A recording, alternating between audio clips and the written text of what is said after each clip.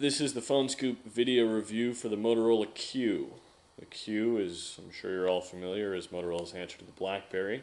It's extremely thin, features a jog dial and a back button along the right side. In the back, you have a 1.3 megapixel camera with an LED flash. Along the left side are infrared, mini SD, and mini USB ports. The Q's keypad features dedicated buttons for messaging, the camera, and no, it's not Pac-Man, it's the speakerphone button.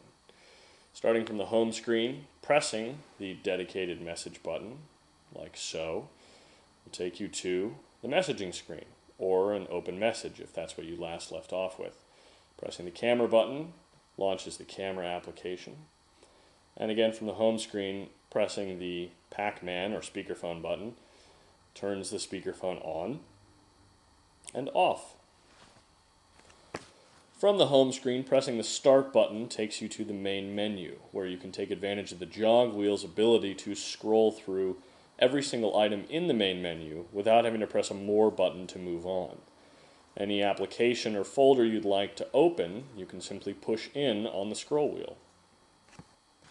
Internet Explorer renders web content on the Q similar to any Windows device, in that the default requires that you scroll up and down and left to right.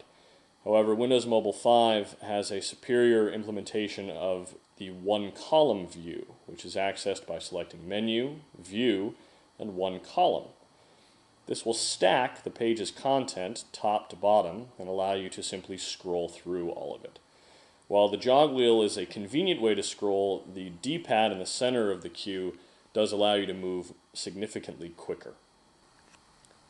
Text messaging with the Q can be started by pressing the dedicated messaging button on the keypad, or in this case, by selecting text messages from the main menu. We don't have any, which is why we're going to write one.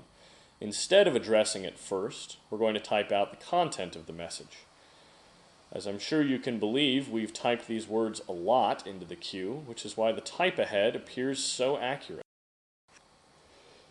Managing email on the Q will undoubtedly be one of its strongest selling points. Choosing your mail account and scrolling through your messages and selecting a message to read are all very straightforward functions.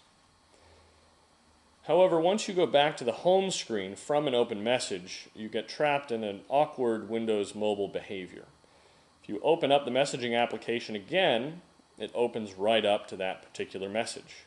However, if you go back to the message list and then go to the home screen, launching the messaging application again takes you to the messaging accounts window as opposed to that particular message list.